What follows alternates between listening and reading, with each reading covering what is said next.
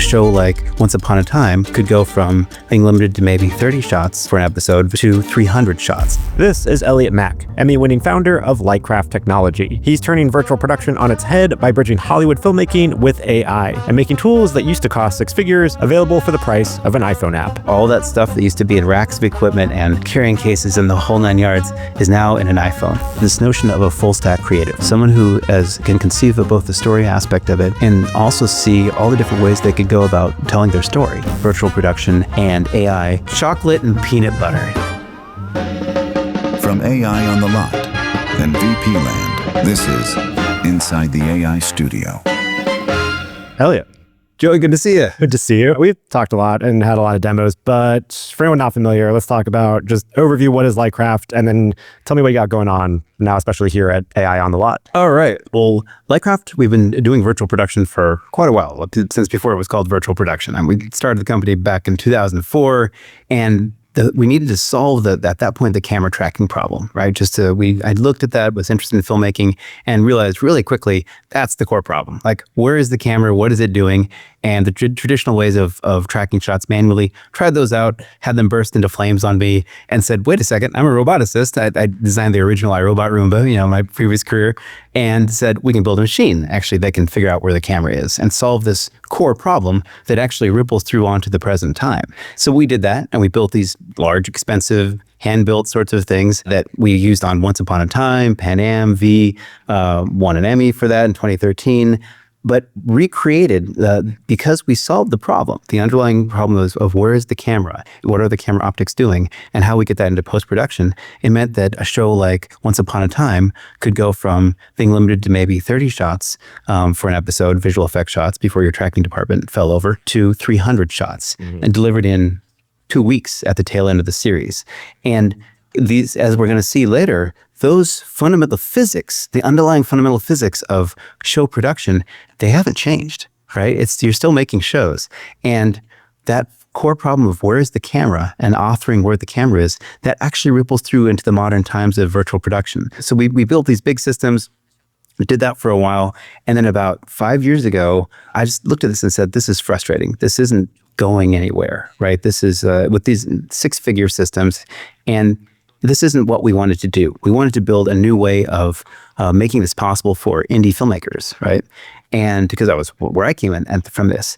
And so I linked up with Bill Warner, and is now my co-founder in this. Bill Warner actually originally founded Avid back in 1988. That's wild. And so he is the guy who drop-kicked the world into digital post-production, and he knows revolutions when he sees it. And we started rethinking the nature of virtual production. And we realized we could put the entire thing in an iPhone. And so what we did over the last 5 years is build a new virtual production app called Jetset and the surrounding infrastructure around that to be able to make that not just to track the camera, but as we saw before from those first days on Once Upon a Time and Pan Am, et cetera, you have to be a part of an infrastructure to handle the production demands of not just doing 2 shots or 3 shots, but 50, 100, And so that's where we've come, is all that stuff that used to be in racks of equipment and, carrying cases and the whole 9 yards is now in an iPhone, in an app called Jetset. Yeah, and the impressive thing and cool thing about Jetset has also been that it's not that you have to shoot on your phone, which there are other apps to do similar things, but that you can attach it to a cinema camera, shoot the high quality cinema camera, use your phone as a tracker and blend the two and get that virtual production power, but on a much lower budget. Oh, it's exciting. The Jetset Cine version that you mentioned does exactly that. We can actually calibrate the optics of a Cine camera, if you're red, your airy, your et cetera, Sony, whatever, and whichever lenses you want, and track that in 3D space and bring that both with a real-time kind of a super daily visual in the iPhone, but also bring that data into post-production to accelerate the post-production process. And as it turns out, that post-production process doves beautifully into the AI world. And then that's one of the reasons why we're here. Yeah, so let's talk. So how is this going further and what are the AI applications? Chocolate and peanut butter. Let me just get started in that. So virtual production in 3D has, whether you do it with Jetset, whether you do it with a giant LED wall, it has actually some of the same strengths and weaknesses, right? And the strengths are you have camera control. You move the camera left, you move the camera right, camera moves left or right, you track that, and you use that to render a 3D background in some way. And the difficulty in the 3D backgrounds is that to block out a 3D background really fast, a few hours. To hit photorealism in a 3D background can be weeks, right? It's extraordinarily difficult to get 3D to have the level of detail and all the light shining through the leaves and all that kind of stuff. Ends up being these very, very difficult problems, and they have been solved. It just takes quite a bit of time to do that. Now, generative AI has almost the exact inverse properties, which is that it can synthesize photorealism really quick.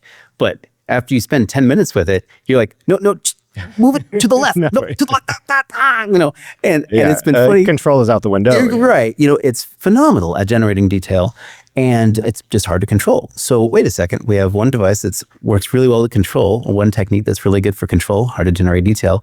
We have another one that is hard to control, but can generate great detail. So I always joke that it's the Doc Brown and Back to the Future. And of course it takes a lot of effort to actually finally get the thing together and before you jump back to the future. And that's really what we've been doing, is we've been building a bridge between virtual production and AI. And that's what one of our talks is tomorrow, and our workshop, etc., is we have what we think is one of the first really good bridges between those worlds. So can you tell me a bit more, like, what does that look like and how does this bring control into the AI space? Oh, yeah, it is. The first part of it is figuring out that traditionally in virtual production, people think about having to build a photorealistic digital set. And so you need an enormous amount of detail. So whether you're going to build it in Unreal or you're going to build it in Houdini or Blender, etc., you need to have just a ton of detail. And it becomes difficult to construct and manage those sets. And they do this, at the large scale for feature films. But we realized, wait a second, if we're just building proxies, basically there's a bunch of different ways to drive AI systems. And we're using something where we're doing an image-to-image conversion. Mm-hmm. So we just need a proxy level of 3D geometry. And you can build that pretty quickly. And so in our example, and I can show you this. We have a proxy version of an Old West town that we just found an Old West town model, I think, in Unreal, converted it over to Blender, tweaked a few things, put it into Jetset, and then we can shoot in an old saloon, right? And we did a green screen shoot with a fellow, leaning back, cards, cowboy hat, and something has gone wrong, and puts down the cards and picks up a gun. Stuff's about to get real. Is this the demo we had at NAB? Yes. We have refined it quite a bit because I know what I'm doing more. Yeah. So, but the great thing is that we can control all the pieces up front. We can control where he is in the digital saloon. We can set up the camera angles. We can control the camera angle. You can direct it. He's an actor. Like, you can direct him, and he's great. And you can hear kind of the director's audio and one of the takes where the guy aims the gun and the director's like, yeah. And I think that magic, as we're talking about this huge time of change, right? Change in Hollywood, we're at AI on the lot, right? This is the figuring out the core question I think most of the people have in this is, where do we go, right? The days of doing it the old ways, and 15 years ago, I was in one of these sound stages shooting Alice in Wonderland, the 150 people on set and Johnny Depp running across the table, and it's cool. But that world is changing, and everybody's looking for, how do we keep the creative control while making the most use of what's coming up?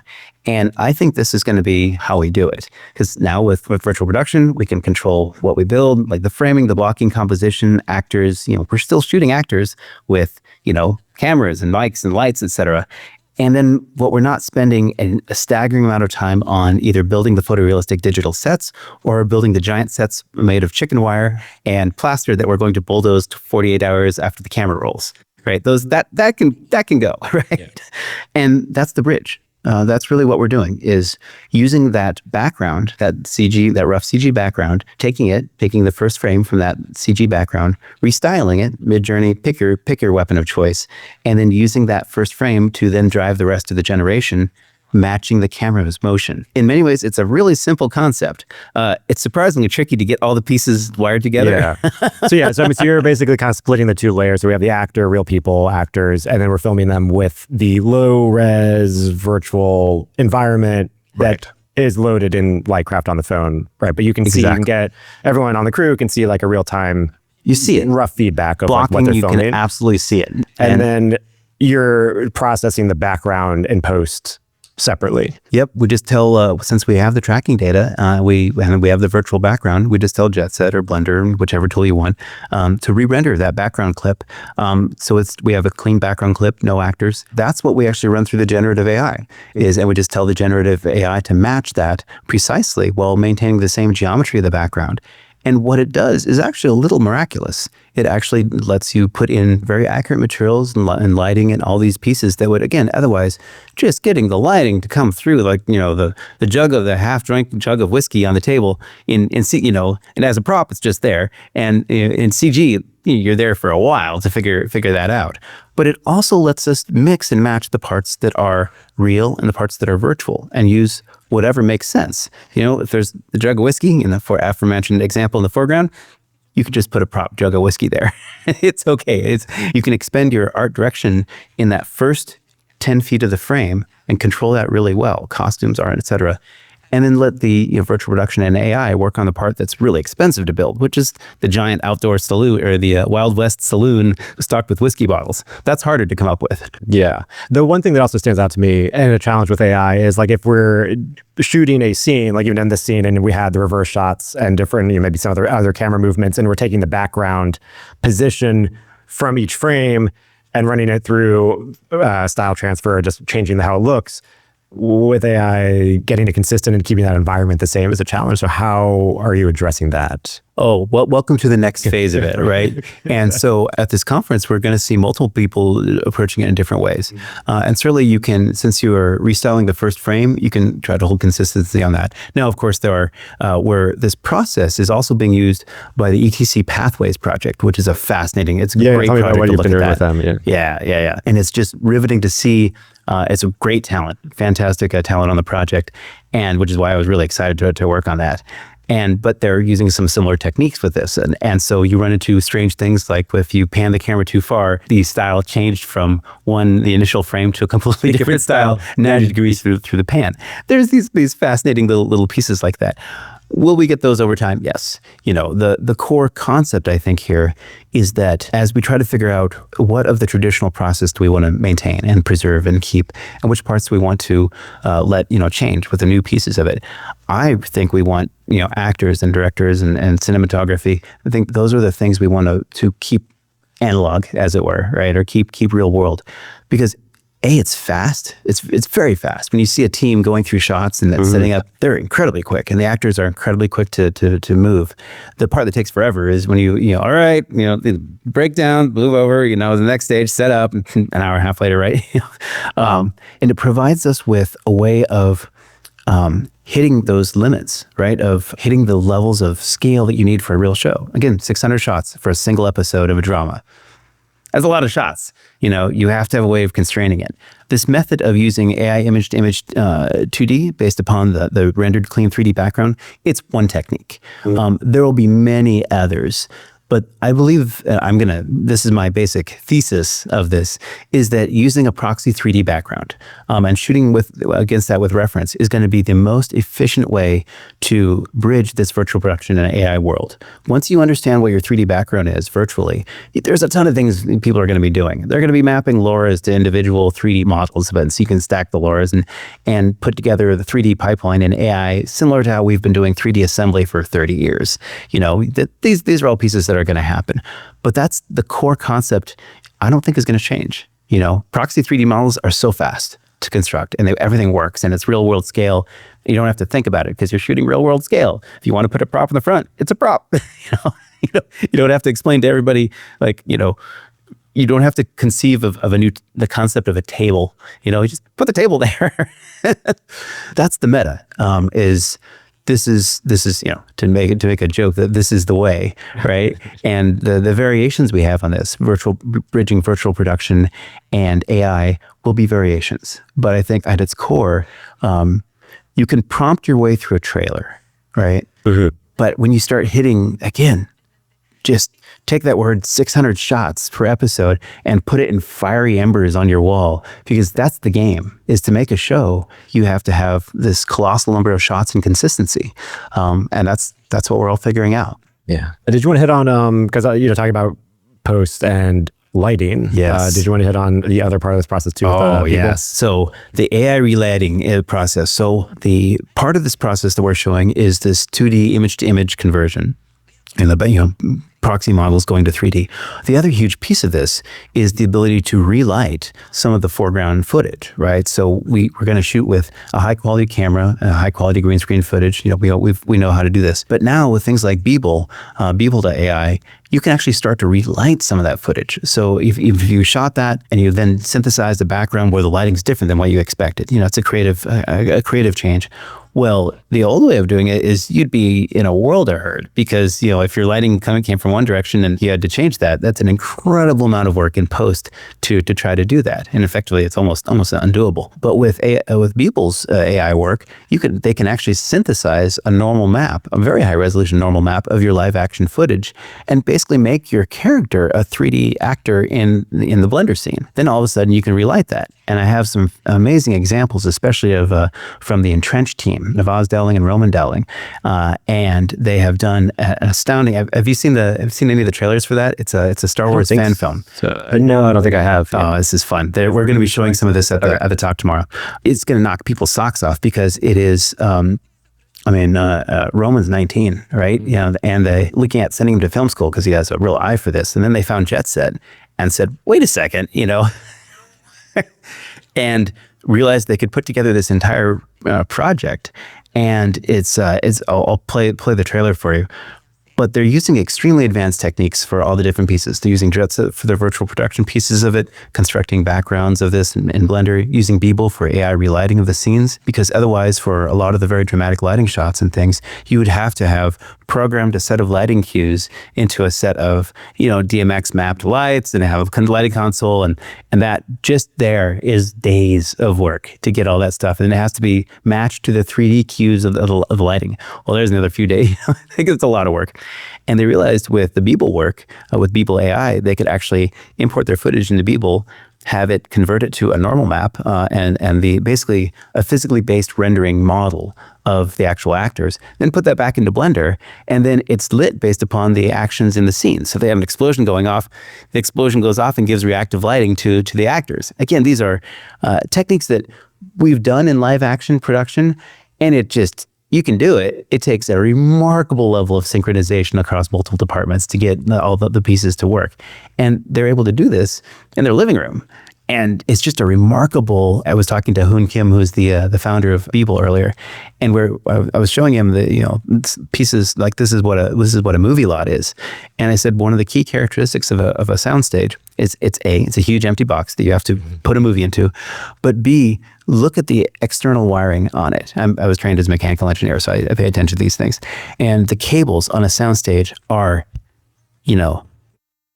colossal cables. So you have multiple people. You just can't run an extension cable on a soundstage. They have their own terminology, like the thing where you actually plug a cable into something you recognize. Is an Edison box, right? Yeah. And you can't just plug anything anywhere without talking to an electrician, because you could arc the power if it's on a different source. Yeah. Don't cross the beams. Exactly. Well, and it's because at those days the film stock is running 50 ASA, right? And to expose that kind of film stock, you basically need literally an arc light, which is an arc 5K, welder. 10K, bigger light. Yeah, massive power. Strike the arcs. We use those. We're lucky too. Like that, we were done with those days because it's also we would be melting in here if we still had halogen bulbs. and that was just the status quo because of the technology at the time, and it all builds, and you have what you used to require a movie lot. And I joked to Hoon, I'm like, well, look at this, because what you're developing is going to replace some chunk of those giant colossal cables that we had to run everywhere to run tungsten lights, and then have a giant air conditioner to keep the whole place from turning into an oven, right? So it's fascinating. And what it does is there's some micro things and some macro things that are going to go on with this. The micro is that it's incredibly empowering to artists. And there's fear about this, about the AI pieces of it, but there's also incredible opportunity. And I told Navaz and Roman, I think what they represent, and then Alden Peters is another director we're working with, is this notion of a full stack creative. Someone who can conceive of both the story aspect of it and also see all the different ways they could go about telling their story and adjusting and learning different pieces to learn it. Like sat down, learn Blender to build some 3D scenes. Okay, here we go. And that is incredibly powerful when you start to become an entrepreneurial artist. And we had a great discussion with a couple of our users. One of them just graduated from the USC Film School, a couple of brothers, and they went around. I'd given a quick talk about Jetset at the graduate virtual production class over there, and a friend of mine was teaching it. Just came in for a day, kind of showed the students the app, and that they graduated and spent 6 months, running around scripts, pitch, bupkis, just zilch. And one of them said, wait a sec, you remember that crazy app? And so they looked it up, and by then we'd shipped Jetset Cine. And so they looked at it and said, well, wait a second, we've got a camera, we've got a seat of Unreal, we can composite, we can shoot. They went and created their own kind of spec boxing trailer, like a commercial for a mythical brand named Venom, and the fast handheld stuff of a boxer in a boxing ring, all this moving really fast camera work, and of course tracked all with Jetset, because it would be a nightmare to track that stuff, traditionally. And they got picked up, and the major advertising team looking at a series. And, they actually came back to their teachers and said, you got to teach this, right? Because this put the power in the hands of the creators, right? That Jetset is one piece of it, but all these other pieces of it are going in the same direction. They put enormous power in the hands of the creators.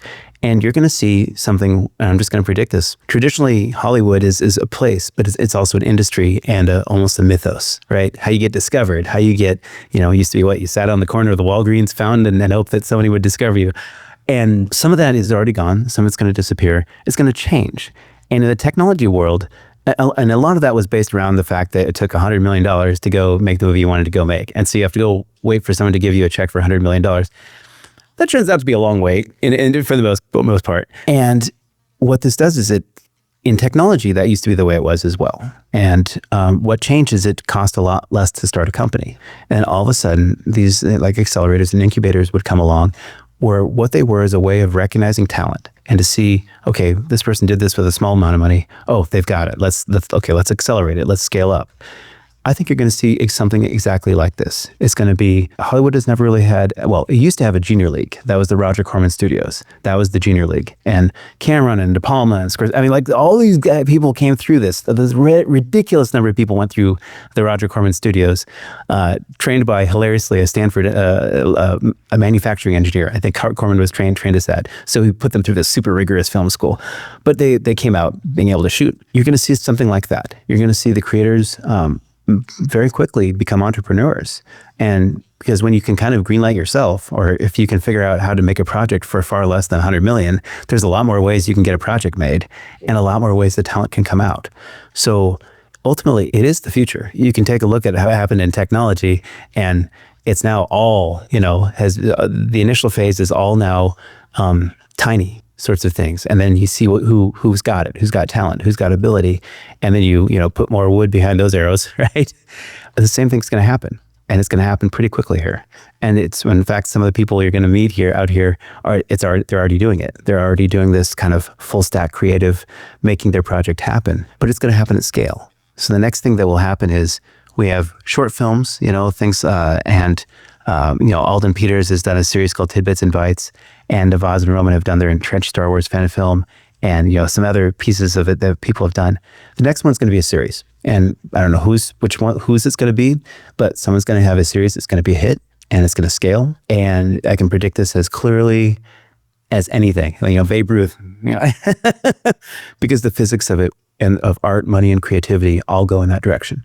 And so this conference is going to be fascinating. This is the first bridge, but there will be many bridges until it turns into the main highway.